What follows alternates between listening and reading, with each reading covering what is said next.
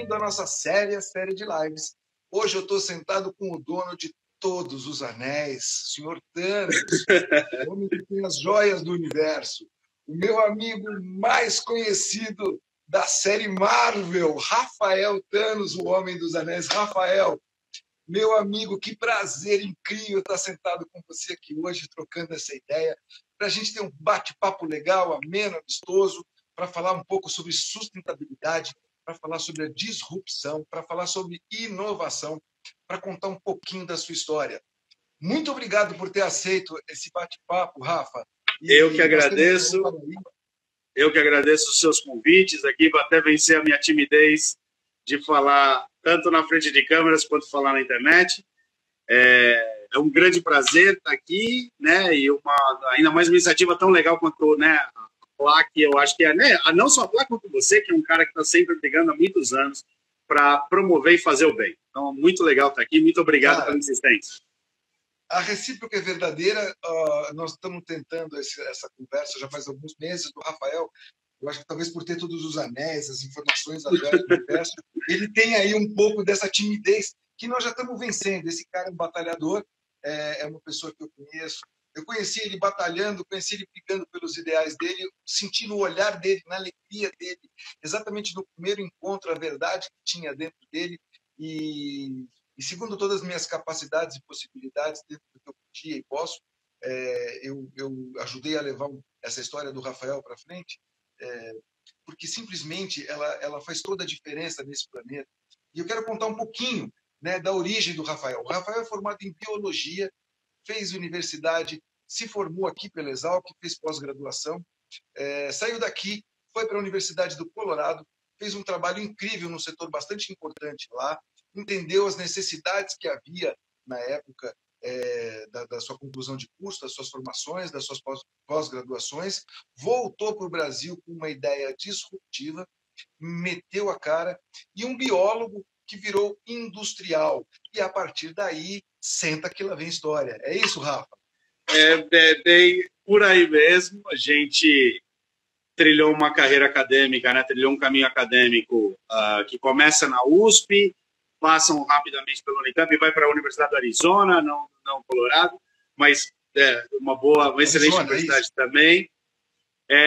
E aí, nesse momento, na Universidade do Arizona, a gente percebe que, na verdade, todo o foco dessa trajetória foi combater as mudanças climáticas, foi criar um conhecimento estrutural mesmo de como os ecossistemas brasileiros iam ser afetados, iam responder à mudança do clima, que é algo que está, né, pior a cada ano. Né? Eu acho que a frase mais fundamental que a gente tem que refletir não estamos vivendo o ano mais quente dos últimos anos, e sim o ano mais frio dos próximos. Né? E isso vai pegar todos nós, independente de cor, credo, raça, ideologia, vai afetar do rico ao pobre muito pior, muito provavelmente. Todos os países vão ser impactados pelas mudanças climáticas. E eu entendo que é um compromisso fundamental de todos os seres humanos, né? de enfrentar esse problema. A mudança climática, do jeito que a gente está fazendo ela, né? E isso é importante refletir, a gente faz, né? A gente é o agente da mudança climática, que é meio ser fruto da própria construção, fruto do próprio sucesso, ou seja, tudo que nos trouxe o conforto e o progresso, a gente tem que lidar com essa coisa que é a mudança climática. E Rafael, você acredita? Desculpa, termina. Vai lá. Desculpa. Não, e aí, só concluindo isso, né? Esse processo acadêmico, em determinado momento, eu senti uma urgência muito pessoal de ir para a linha de frente, de brigar na linha de frente, não efetivamente se concentrar no estudo, mas se concentrar na briga, né? Que eu acho que é algo que diz muito sobre a gente. E a gente foi para a briga. A gente montou a Tamoios, introduzimos as bandejas biodegradáveis no varejo brasileiro, e hoje estamos caminhando para bater a marca de 20 milhões de unidades de bandejas de isopor substituídas. Nós vamos chegar lá. Essa trajetória sua, eu queria entender um pouco mais o aspecto da parte pessoal. Eu conheço você, mas eu gostaria que as pessoas conhecessem você melhor. Você é um brigador, você é um cara cheio de ideais, acredita neles, pagou o preço por isso, mas também encarou essa jornada. Cara, não foi bolinho, né? Isso não foi bolinho. Se eu não me falha a memória, a primeira vez que a gente esteve junto foi na feira da Biofá. Isso faz 5 ou 6 anos atrás, Rafa. Faz 4, eu acho. Foi 4? 2018, se não me falha a memória. 2018. Que foi esse momento onde a gente estava tentando mais uma vez colocar as bandejas biodegradáveis no rolê, né?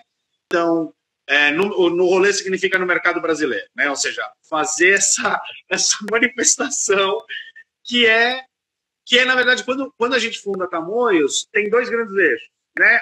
A Política Nacional dos Resíduos Sólidos e o Protocolo de Quioto, que seria a forma de brigar com a mudança climática. Então, o registro que eu tenho é 2018. Desculpa, estou voltando a falar isso. 2018 foi quando a gente começou. Então, vamos pensar que um biólogo se torna industrial. E isso é um desafio incrível. Mas você tem uma vantagem, Rafa. Você é um cara que se diz tímido, mas dentro do teu propósito, você não mede esforços para chegar onde você quer. Então, nessa hora, eu vejo que você engraxa a sua cara, você coloca essa simpatia toda para fora, você mete esse zoião que brilha para... Você mete esse zoião brilhante, esse sorriso bonito, e aí você encara, né? E isso faz toda a diferença. Mas encarar isso requer também desafios. E esses desafios eles passam por várias formas, né? Você tem um desafio familiar, porque foram muitas horas de trabalho, de empenho, né? Onde você abandona um pouco desse teu dia a dia e cai na área industrial. Existe um sacrifício financeiro de pegar os seus recursos e investir no setor industrial sem que você tenha nenhuma garantia de que vai dar certo. Você tem uma boa ideia, você tem um propósito, e isso faz diferença. E aí vem aparentemente umas facilidades no começo e depois começa a briga que todo brasileiro sente, né? Que ser um empresário nesse país, se o cara se sustentou, ele já é um sinônimo de vitória. Aqui esse país não é exatamente para amador, né? Não é. Não é. Não é para amador, decididamente não. O nosso povo é um povo sensacional, mas eu acredito que em algum momento ele carece de estudo, porque a gente faz escolhas muito estranhas, muito esquisitas, né? Mesmo com tudo na nossa cara, a gente ainda tem dificuldade de enxergar e de tomar uma medida, né? E as medidas que você vem estudando, analisando de alguns anos, e os cientistas e as pessoas de boa vontade, que têm no mínimo bom senso e coerência, elas vêm acompanhando as mudanças do dia a dia, essas mudanças e as necessidades climáticas. O que eu sei que nas suas questões pessoais isso te marcou, e você, como um inconformado da melhor forma, né, na sua melhor forma, falou: não, cara, eu acho que eu sou capaz e eu vou atrás disso. E aí veio a ideia de embalagens. Eu quero que você coloque um pouquinho do que são, qual é a formação, como é que você chegou nesse resultado. Como a gente... O seu produto chegou a ganhar prêmios. Você ganhou prêmios, a gente acabou dando essa sorte aí. Não, sorte não, sorte é perseverança. Quando alguém diz que a pessoa teve sorte, aí eu pergunto, isso. Mas quanto foi que ela teve sorte, né? Eu acho que o ponto fundamental para ter sorte é insistir até a estatística acontecer ao seu favor, né? Esse é o ponto fundamental da sorte. Disseram que o Thomas Edison deu azar, né? Porque ele tentou 900 e poucas vezes, quando acendeu aquilo foi inusitado. Isso, né? Ele deu sorte na 961, mas ele deu sorte, né? Poderia ser na 2000. Eu acho que passamos por alguns assuntos aí, né? Então, montar uma indústria é jogar no hard, né? Ou seja, o processo industrial como processo, como seu agrônomo, né? Como seu o agricultor, como a pessoa que vive do campo, quem vive do mundo físico joga no hard, né? Tem essa E é jogar no hard, é jogar no difícil, porque você está sempre sujeito a muitas coisas que você não controla, como você não controla dentro do laboratório, como você não controla dentro do computador, né? A gente está sujeito a toda a sorte de intempérie do processo. Montar a fábrica foi muito mais difícil do que eu imaginava. Eu esperava que ia ser muito difícil, não imaginava que fosse tanto. E foi também num processo, num período para o nosso país, e acho que o nosso período histórico foi um período, está sendo, né, um período muito difícil, né? Desde pandemia, desde guerra, a grandes instabilidades políticas que afetam esse processo. Rafa, eu queria voltar só um minuto antes dessa nossa conversa, porque a gente já chegou na fábrica, mas eu queria entender como é que você chegou no ideal da disrupção, da embalagem. Porque a embalagem aqui nesse país, e no mundo inteiro, né, a embalagem, a gente não pode perder o bom senso. Né? Você tem o continente e você tem o conteúdo. O conteúdo é o que vai dentro e o continente é o que está fora. E você inventou um novo continente, né, para abranger o conteúdo. O conteúdo é um objeto vivo que carece das suas necessidades, que tem as suas necessidades intrínsecas, né? E esse é o objeto que você buscou preservar. E aí, em cima disso, você desenvolveu um trabalho, e é aí que eu quero entender aonde você... Qual foi o estalo, Rafa? Como é que você disse assim para você? O trajeto, o processo ele foi... o processo de chegar aqui na ideia do que a Tamoios Tecnologia faz. E hoje a gente usa uma expressão que é para matar todo mundo de sono, né? A gente gosta de dizer que nós somos uma empresa de desenvolvimento de biocompósitos. Pronto, matei todo mundo aqui de sono. E a gente chega aí através de um longo processo de reflexão de como a gente faz para substituir, para brigar picadinho, brigar no miúdo com a mudança climática, né? Então, o primeiro raciocínio foi: a gente tem que usar resíduo, a gente tem que usar uma sobra, a gente tem que usar algo fruto de descarte, e aí são as duas grandes matérias-primas que nós usamos. Nós usamos resíduo agrícola, a fibra de bananeira é o que a gente tem trabalhando, e a sobra de papel.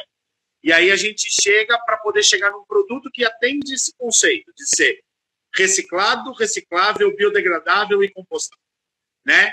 Então, de novo. Reciclado, reciclável, biodegradável e compostável. Esse é onde a gente está hoje, e a gente acredita que esse é a grande contribuição, ou seja, buscar a fronteira do desenvolvimento sustentável. Esse é o começo da ideia, e esse é o que mantém o nosso coração pulsando, né? Buscar essa fronteira.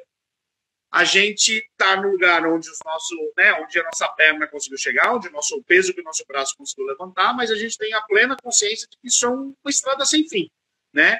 E que a gente tem que caminhar para isso. Nós desenvolvemos uma família muito... Quando você começou com a ideia da embalagem, o que tinha aqui no Brasil, o que tinha no mundo, o que te inspirou a chegar nisso, Rafa?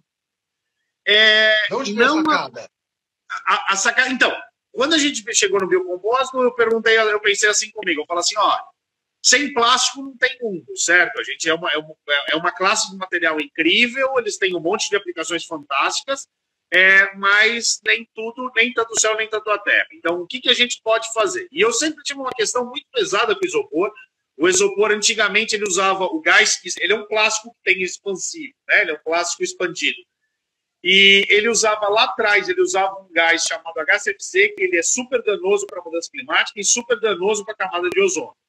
E aí, no meio do processo da Tamoios, eles mudaram o gás de expansão, eles passaram para um gás chamado pentano, que esse sim é um gás inerte.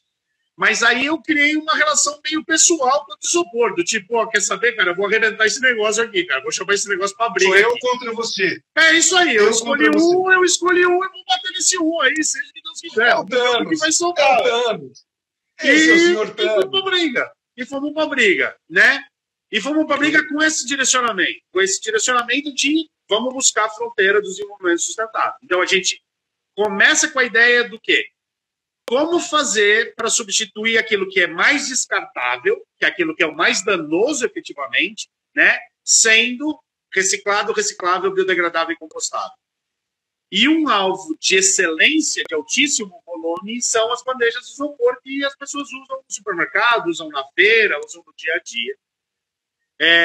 Foi o nosso primeiro produto, isso lá em 2013, 2014, que quando a gente começa. Nós tivemos muita dificuldade ali naquele momento, porque era muito caro para produzir, a gente ainda era muito verde, né, nesse processo de produção, a gente levou um tempo para aprender. E aí, nesses 4 anos que se passaram entre a gente começar e a gente começar a vender as bandejas para substituir o isopor, a gente aprendeu, a gente amadureceu tecnologicamente, a gente amadureceu industrialmente, a gente parou de ser alguém que queria ter uma indústria para ser alguém que tem efetivamente uma indústria que roda e que faz, e aí o preço conseguiu entrar numa fase onde a gente era competitivo. Então, o começo é esse, né? No começo era o princípio, e o princípio é buscar o desenvolvimento sustentável. Cara, o que é exatamente para você, sob os seus olhos, sob o seu entendimento, o que é sustentabilidade, Rafa? Olha, eu acho que a sustentabilidade é uma palavra que, infelizmente, ela foi corrompida por tudo que é lado, né? Porque a gente ouve uma palavra muito comum no mercado, em todos os mercados você ouviu uma expressão, isso é mais sustentável, porque ele economiza 2% de alguma coisa, 5% de alguma coisa. Ó, de todos, o meu favorito é a munição ecológica do Pentágono, porque ela usava 30% menos urânio, e aí ela tinha o melhor desempenho. É o melhor exemplo, favorito. Eu coleciono exemplos, mas para mim nada ganha da munição ecológica.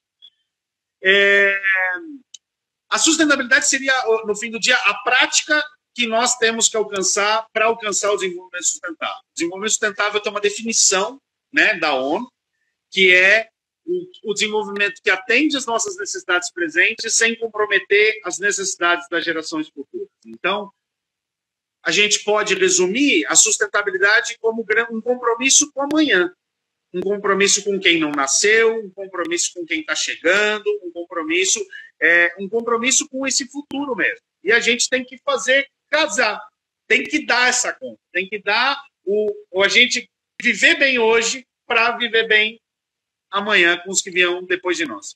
Sustentabilidade é plantar um futuro melhor? É plantar, é construir, é projetar e é renunciar das coisas ruins do presente para garantir o amanhã. É tudo isso. Por isso que é tão difícil.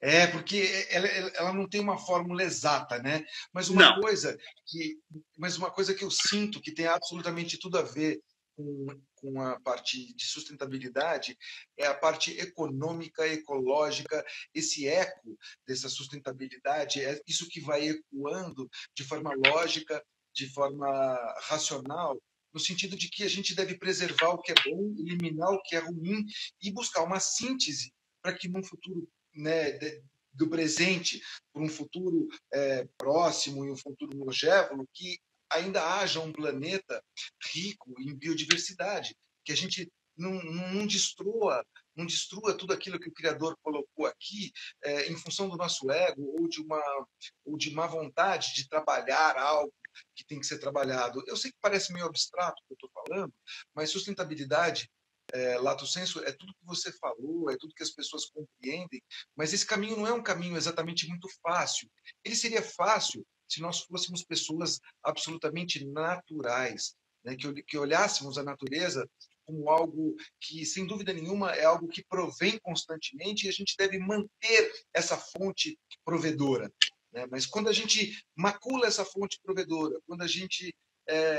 veja, eu não quero ser mal interpretado, mas eu vou dar um exemplo pontual.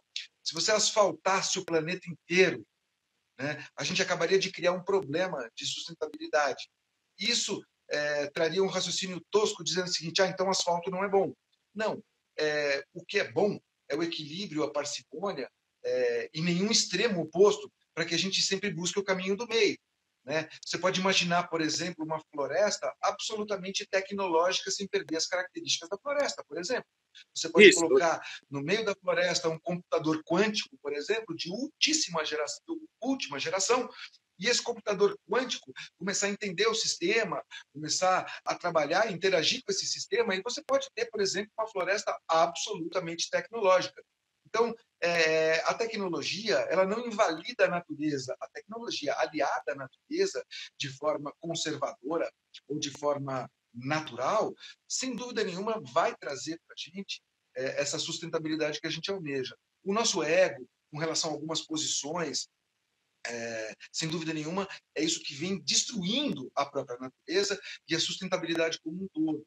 Então, eu acho que o papel das indústrias, e você é um exemplo disso, e esse exemplo, eu fiquei muito feliz quando você foi premiado, porque a sua premiação é a coroação de quem busca um mundo melhor, de quem busca uma solução que não vai atrapalhar a parte ecológica, muito pelo contrário, vai trabalhar com a natureza de forma natural, levando isso dos lares para as casas e tornando esse hábito mais saudável e mais sustentável.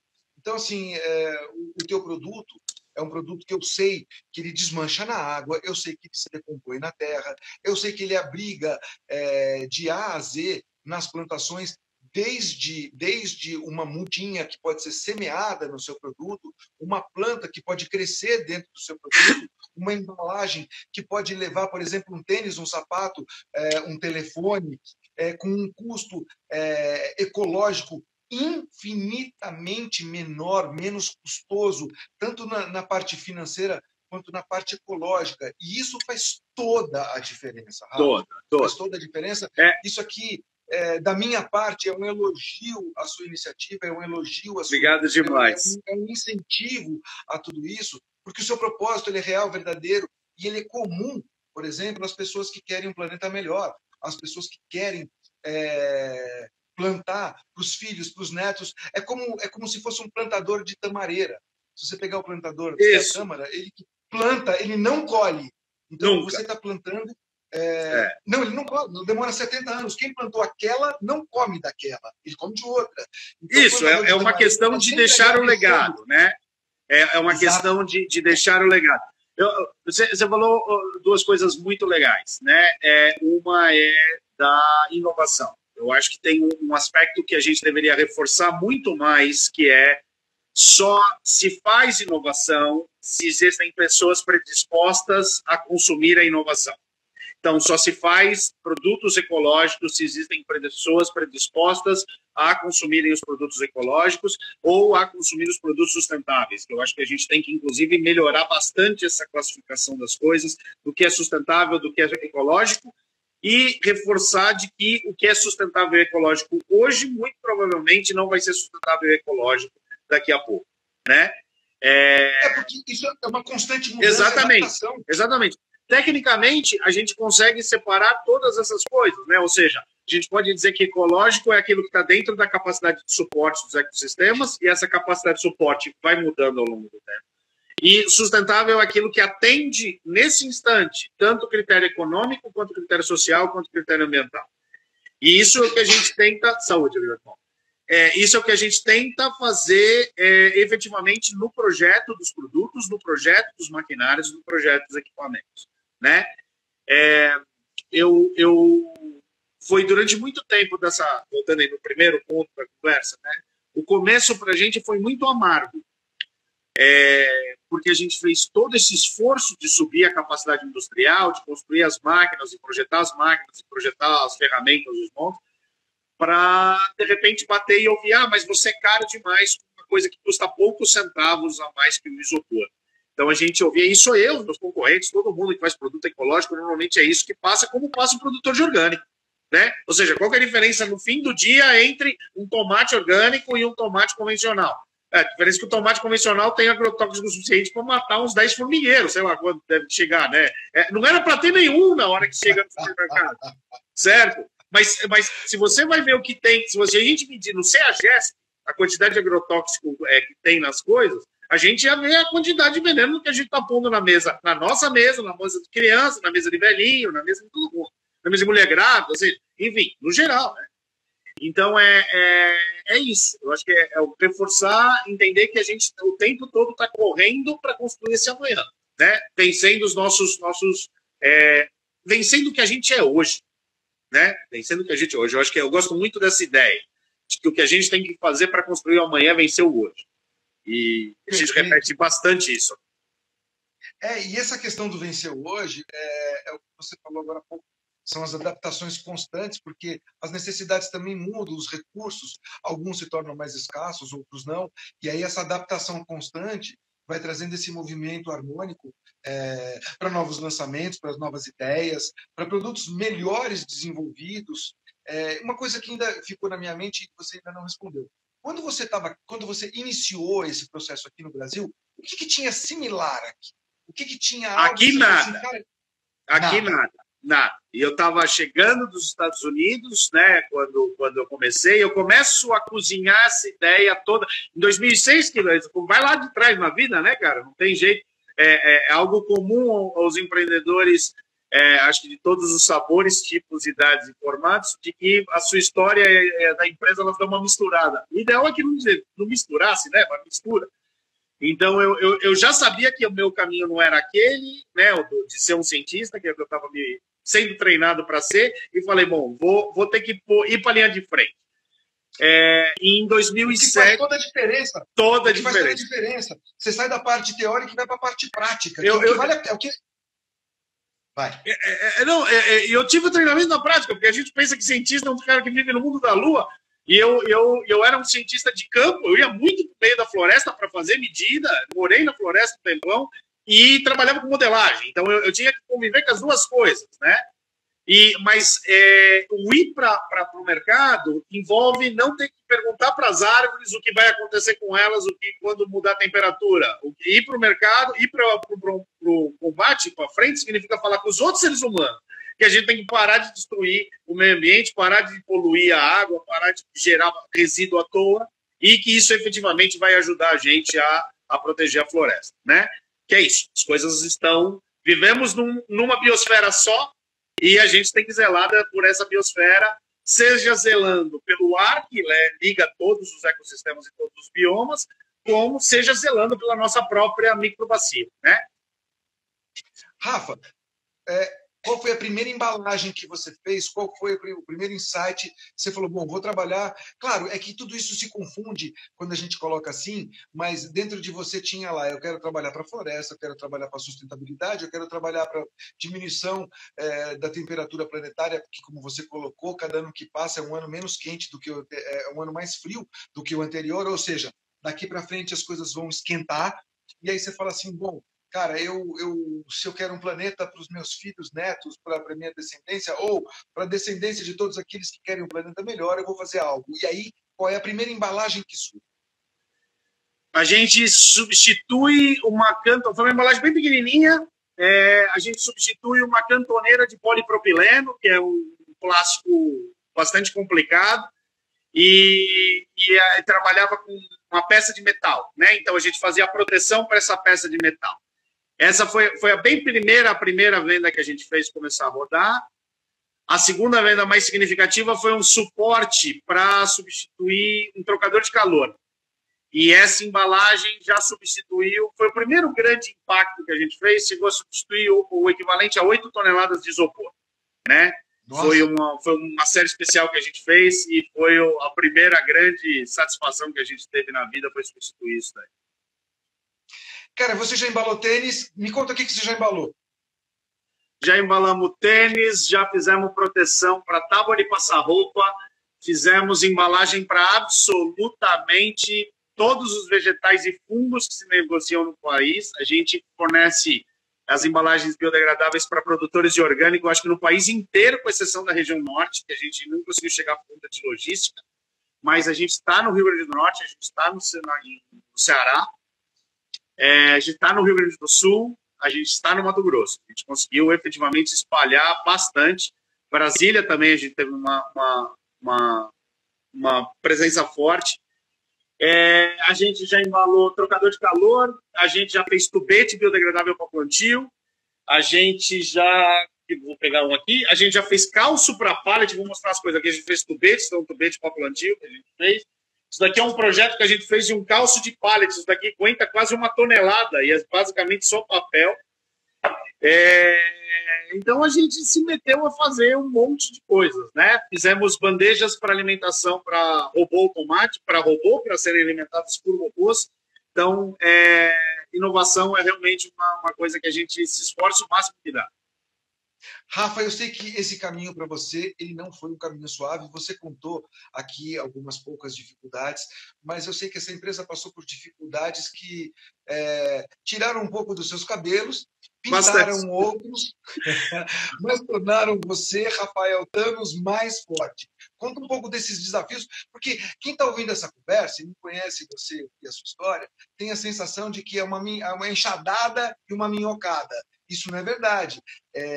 São muitos testes, é muito dinheiro investido, são perdas, são contratos maravilhosos, mas sem recebimento, são dificuldades que se vivem no dia a dia, aonde se perde tempo, paciência, saúde e quase se perde uma empresa. Conta um pedaço dessa sua história, cara. Olha, a trajetória, a gente fez 8 anos esse ano, que segundo o Sebrae e os estudiosos, qualifica que a gente efetivamente saiu da zona de risco. Eu acho isso de um otimismo absurdo, né? Acho que enquanto uma empresa funciona, ela está na zona de risco.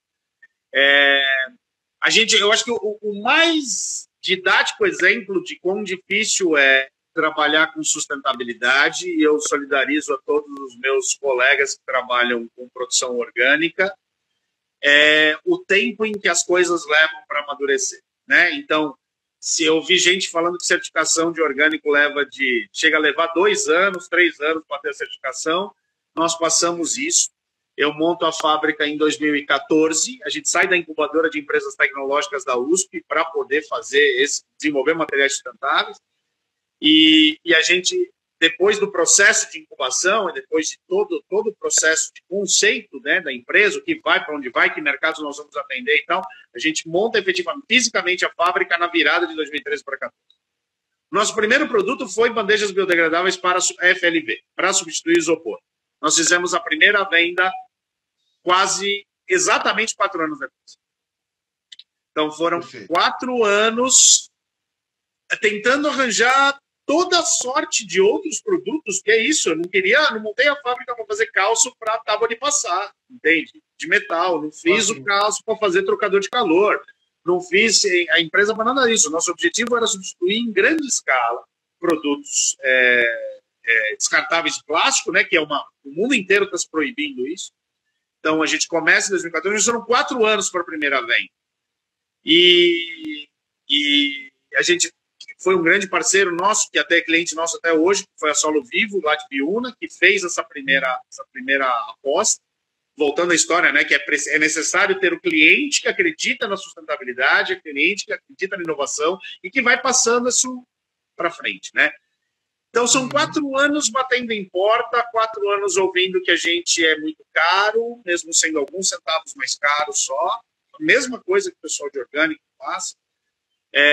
Sendo desvalorizado, o esforço sendo desvalorizado, mas é isso, né? A gente tem que ter a serenidade e a calma. A gente tem que ter a sabedoria que esse caminho vai ser muito difícil. Isso, eu estou repetindo para mim mesmo, não estou falando para você, não. Não, mas eu ia chegar aí, Rafa. Eu quero que você explore bem isso, porque essa era a minha próxima pergunta. O que você dá de dica, de orientação? Porque você é um profissional experimentado, que já há 8 anos, olha, veja, quando você trabalha 4 anos para lançar um produto, quando você, depois de ter identificado o teu segmento, o teu ramo, trabalha 4 anos o lançamento de um produto, para vender a primeira bandeja, você trabalha 4 anos, ou seja, o que há dentro de você é algo chamado persistência, né? O senhor é um persistente, o senhor é um cara movido à sua ideologia e isso não te tirou do caminho, te fez ficar vivo. E eu queria que você, como um bom exemplo, Rafa, orientasse quem está nos ouvindo agora, porque aparentemente agora tem poucas pessoas, mas esse vídeo vai ser publicado nas nossas redes sociais. A gente vai tirar pílulas do que nós estamos conversando, isso vai ser publicado nos Reels do Instagram. Nós vamos publicar essa entrevista na íntegra com o Instagram e depois nós vamos colocar na nossa rede do YouTube. Eu, particularmente, acredito que no momento certo a pessoa certa vai ouvir o que ela precisa ouvir. E é por isso que eu escolho as pessoas que vão estar aqui, porque elas sempre trazem uma informação muito boa, qualificada, para que as pessoas que estão nos ouvindo agora ao vivo, ou na hora que elas estiverem ouvindo, que elas tenham uma boa informação, para que elas tenham uma base de decisão. Esse é um dos propósitos dessa rede, e é por isso que semanalmente a gente traz alguém diferente e absolutamente interessante para esse contexto. Dentro desse contexto, eu, por conhecer a sua história, saber que você andou por uma linha bem tênue, quase caiu, mas levantou. Quando ia cair, rolou e saiu de pé. Eu queria que você, com a sua experiência, com toda essa sua caminhada, essa jornada, eu queria que você desse um conselho. Eu gostaria que você estimulasse as pessoas que estão nos ouvindo e tenham uma boa ideia. O melhor conselho que eu posso dar... Eu posso dar alguns conselhos. Eu acho que o melhor conselho que eu posso dar é não acredite em mim, né? Vai lá e viva, né? Porque não tem o que eu possa prever do caminho. O que eu posso é descrever o que vai ter em qualquer caminho. Então, em qualquer estrada muito longa, vai ter pedra, pau e espinho, e em qualquer estrada muito longa haverão flores. Então, é importante que a gente entenda por que a gente está andando, né? Então, essa persistência, ela vem de ter perspectiva, essa persistência tem de por que eu comecei e o quanto eu tenho que aguentar. Isso é uma questão muito subjetiva, muito da história de cada um, por isso que eu estou falando não acredito em mim, mas considere que é isso. É uma estrada muito longa, ela não tem fim, ela terá pedra, pau e espinho, e ela terão dias de flores. Esse é isso.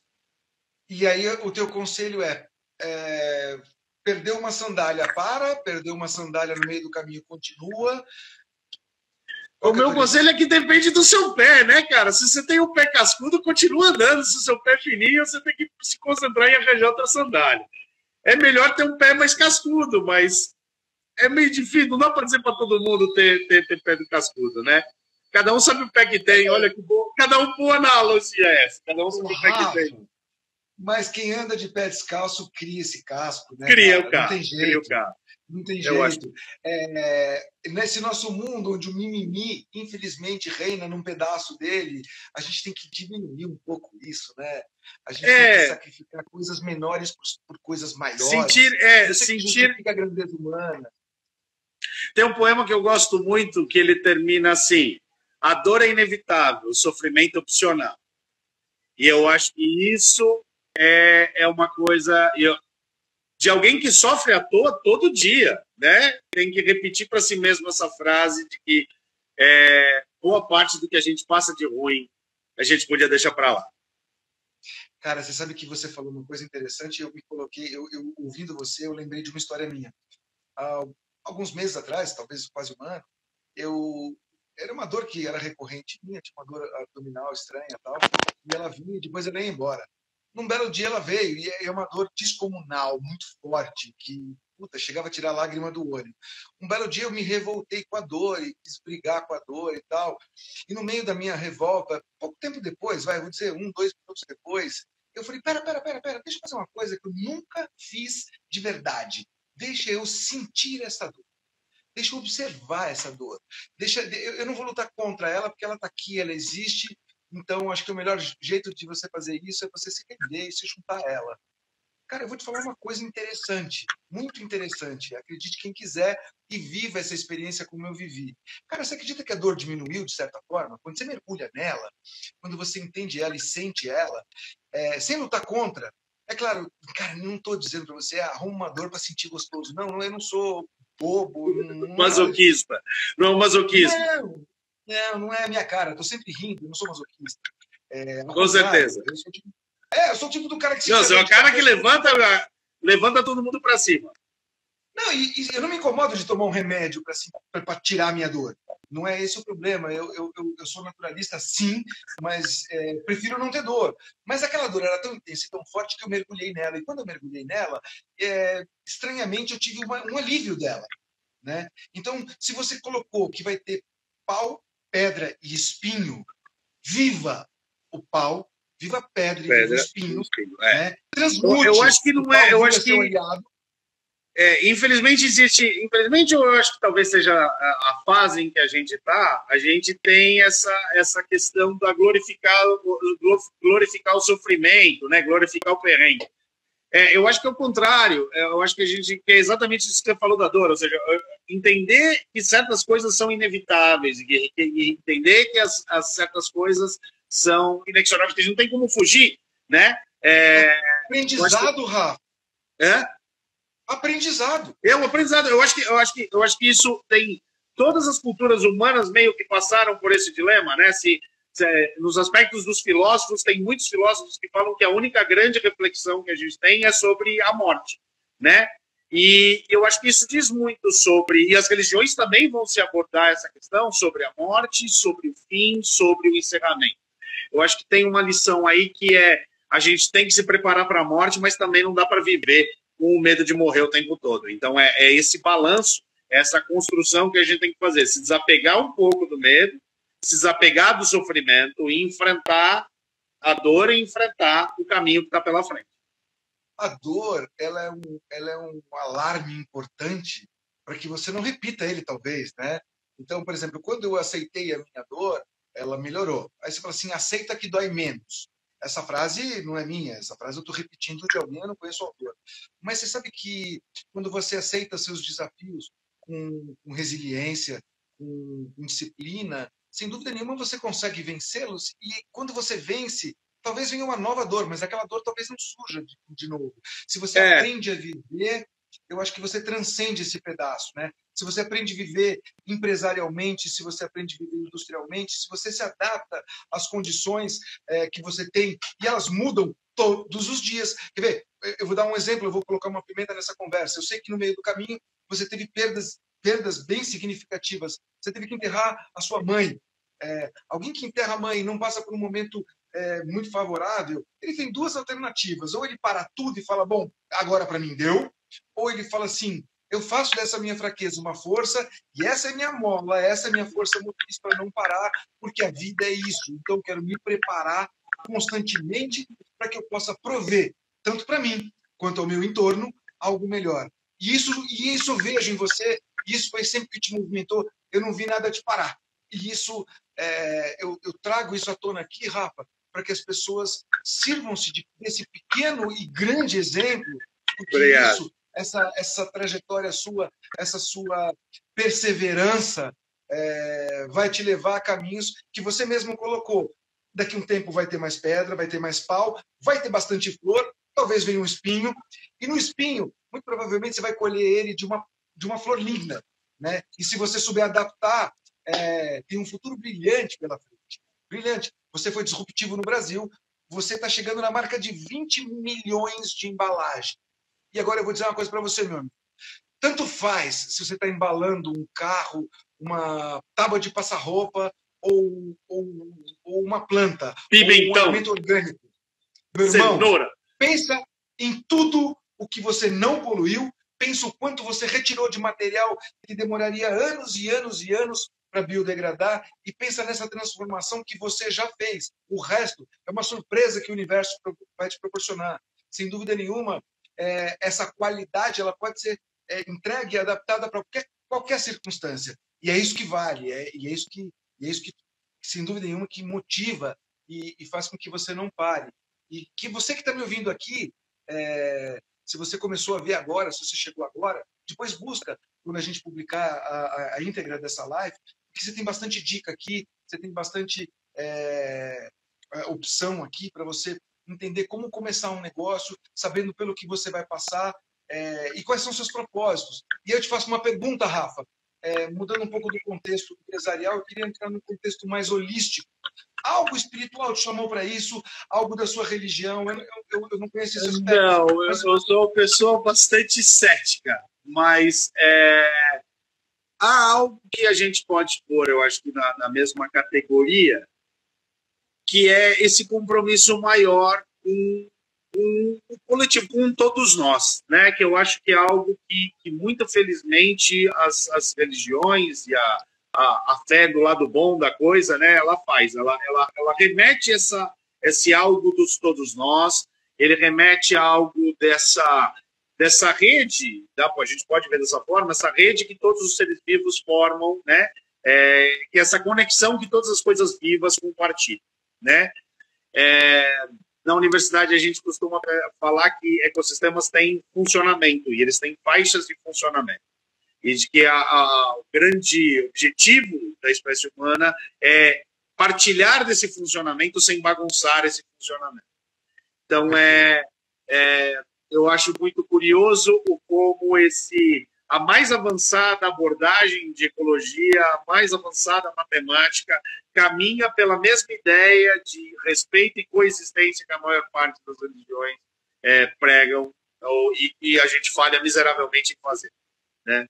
Engraçado, né? Porque um livre pensador, uma pessoa que se abre para a ideia do novo, ela está conectada com esse influxo cósmico que a gente recebe constantemente. E se você quer batizar esse nome de Deus, de Jeová, de Mohamed, aí cada um vai batizar essa energia do jeito que entende, mas o que importa é esse influxo de realidade, de verdade, de formação.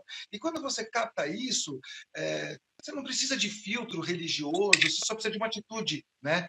E essa atitude faz toda a diferença. Quando você coloca assim, não, eu não entrei nesse aspecto, eu sou um cara cético, eu acho interessante. Eu conheci ateus muito mais religiosos do que muitos pastores e padres, porque eles tinham uma postura ética, cósmica, muito maior do que um religioso, o que tornava ele um ser espiritual muito mais bonito do que alguém que pregava e não fazia.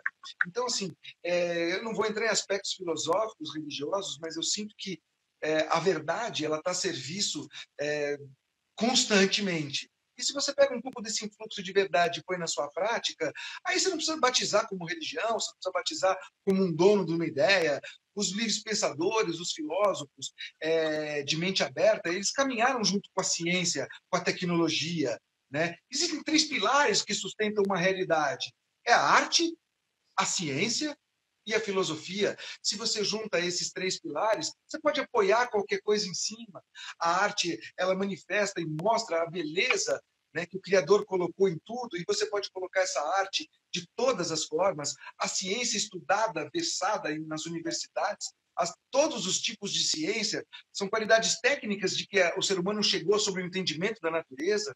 E a própria filosofia, ela faz esse amplo espectro de pensamento e de realidade e busca colocar cada coisa na sua caixinha. Se você junta esses 3 pilares, você pode assentar qualquer coisa em cima. E você não precisa, eu te falei de arte, ciência e filosofia. Nenhuma delas tinha religião, né? A religião, esse religar nosso com o Criador, ele pode ser feito através da arte bem feita, da ciência bem colocada e da filosofia aplicada. Então, nada disso é um pré-requisito. Ele fez isso porque ele era católico, ele é cristão. Porque ele era um bandista, porque ele era de mesa branca, porque ele era judeu, porque ele era muçulmano. Não, ele era budista. Não, não. Isso vem de um entendimento maior. E, na verdade, a gente está debaixo desse influxo maravilhoso, constante. Se a gente estiver surfando nessa onda, a gente vai atingir, sim, sem dúvida, as nossas íntimas e justas aspirações. Meu irmão, nós estamos perto de acabar. E antes de acabar, eu sempre busco uma reflexão de quem está comigo, porque eu sei que... Antes de acabar, eu quero ler alguns comentários, eu vou voltar aqui do meu lado tem uma tela, e eu vou voltar, houveram vários comentários, eu queria que você desse uma olhada aqui, o visse junto comigo. O primeiro comentário veio da Simbiótica Alimentos, e vai lá. Desenvolvimento sustentável já foi manipulado, pois o nome seria desenvolvimento ecológico, mas mudaram por conveniência. Recomendo o artigo do Eurico Viana, O Sustentável Não é Viável, vale a pena ler. E aí segue mais um comentário. Obtermos, foi cooptado. Se você, desenvolvimento ecológico, diz que a economia está sustentada pela capacidade da natureza, por isso, lá atrás na ONU, por sustentável. E aí ele coloca, claro, as pessoas não sabem das externalidades, fazendo o melhor que podemos, como onde estamos. E aqui foi, aí ganhamos um monte de palma, as pessoas estão participando e interagiram conosco, e aí eu peço para que você deixe uma mensagem do fundo do teu coração, para que no momento certo a pessoa certa possa te ouvir e que ela possa ser tocada pela maravilha, pela beleza que você foi tocado também. Eu acho que você está confundindo. Eu sou um biólogo que virou industrial, eu não sou exatamente um poeta, e é isso daí me parece a visão do poeta. Mas para mim, Rafa, ouça, para mim, a tua obra é a sua poesia. Muito obrigado, meu amigo. Eu acho que não mereço tanta gentileza. Eu acho que, fundamentalmente, todos nós que temos um compromisso, né? O colega, peço até, desculpa, não entendi exatamente o ponto do comentário, mas levantou-se uma expressão importante, né? Que são as externalidades. Para quem não sabe, externalidade, a definição de externalidade é quando tem externalidade positiva e negativa, é quando uma organização passa, ou uma pessoa, enfim, uma entidade, passa um pacote, né, externo, ele remete isso, para a sociedade ou para outra organização. Classicamente, as externalidades são, isso é um jeito, vamos dizer, simplório de descrever, classicamente a externalidade negativa é você fazer poluição.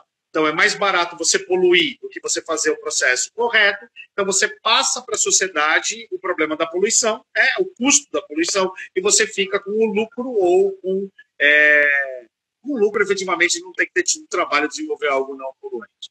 Eu acho que a reflexão que a gente tem que dar em relação à questão da externalidade, a questão do desenvolvimento sustentável, que o colega propõe uma outra redação, é o seguinte: o futuro ele vai ser obrigatoriamente uma coisa diferente do passado.